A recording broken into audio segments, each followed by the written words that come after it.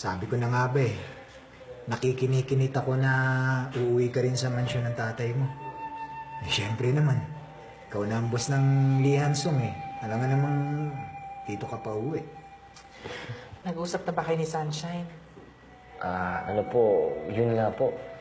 Hindi ko po alam kung paano kong sisimulan sa kanya.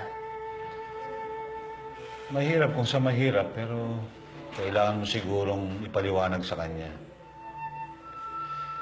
Basta kung may kailangan ka, nandito lang kami. Kung sakasakaling gusto mo umuwi rito, welcome ka. Pamilya ka na rin namin. Kung may kailangan ka, huwag kang mahihiyang lumapit sa amin. Salamat. Maraming salamat po, Bossing. Ang dami kong natutunan sa inyo, kay Master, at sa mga kasamaan ko dito. Hindi ko makakalimutan lahat ng yun. Babaunin ko lahat ng mga pangaral ninyo, kahit saan na lang ako magpunta.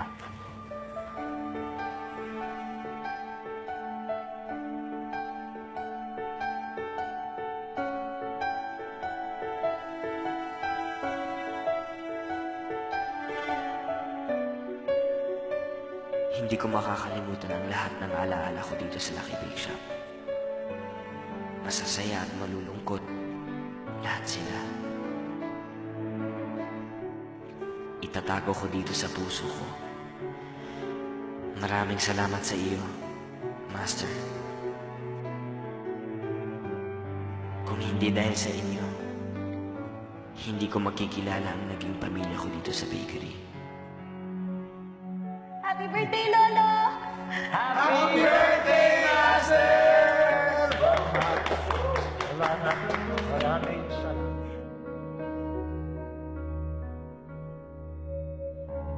Kung hindi dahil sa inyo, hindi ko matututunan lahat ng natutunan ko. Naging susi kayo para matutunan ko magmahal at magpatawad. Hindi ko hayaan may masamang nangyari sa'yo. Hindi ko hayaan masaktan ka. Tanda mo yan. Naging susi kayo para magkita kami ng ama ko.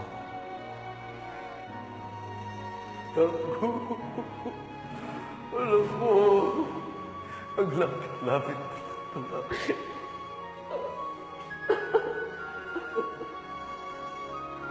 Bumangon at bumangon ulit. At higit sa lahat, para maging mas mabuti akong tao.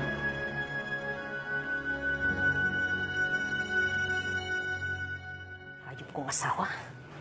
Taas talaga ng tingin niya dyan sa bastardo niya. Baka alam na ni Johnny na hindi niya anak si Michael. Ano bang pinagsasasabi mo? Wala siyang alam. Pero bakit noon pa? Malayo na talaga ang loob niya sa anak natin. Tumigil ka. Anak namin ni Johnny si Michael. Wala kang anak. Wala.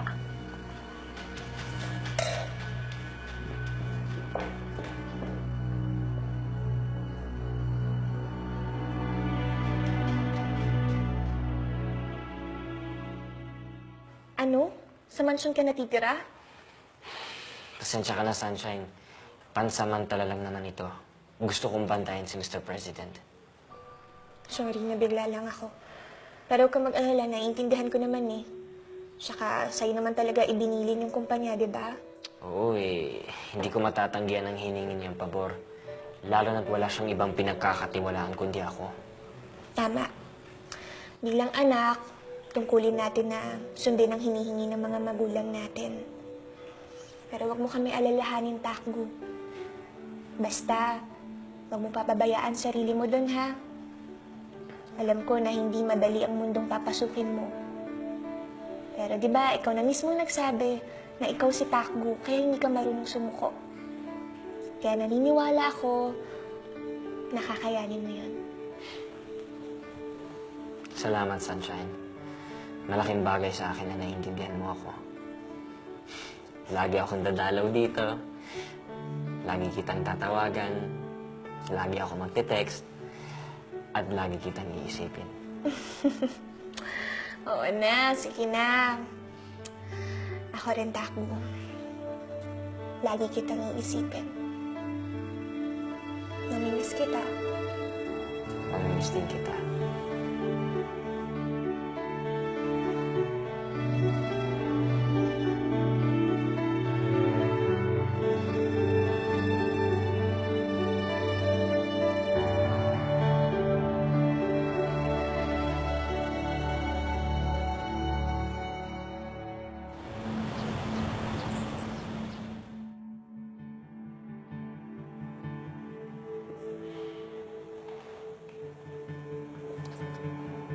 Bakit ka huminto, Takbo? First day mo dito sa opisina ngayon. Marami pa tayong asikasuhin. Kinakabahan po ako, attorney. Sumusuko ka na ba? Hindi po, attorney. Kung madali akong sumuko, hindi ako si Takbo. Pero mas matindi pa sa inaasahan mong laban ang ma-encounter mo sa loob. Alam ko po yun. Kung ganun ano pang hinihintay mo? Fight, attorney. Fight. Let's do it.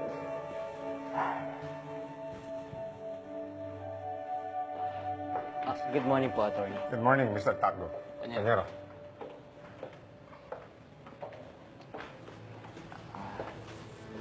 Good morning, Mama Marlene. Good morning. Ang lakas talaga ng loob mo, no? Pinagpatuloy mo talaga yung ilusyon mo. Ano naman ang gagawin ng isang katulad mo dito?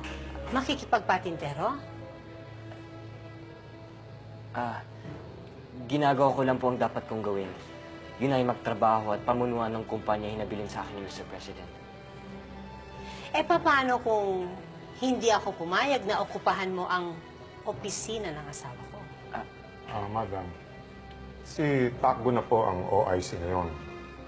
Wala po kayong maihaharap na legal issue sa amin. At ang isa pa po, wala po kayong karapatan na pakialaman ang utos ni Mr. President. Kinakalaban niya ba talaga ako, attorney? Hindi po, Madam. Sumusunod lang po kami sa utos ni Mr. President. Magandang araw po, Mama Irene. Papasok na po ako. Ayokong malate sa unang araw ko. Excuse us.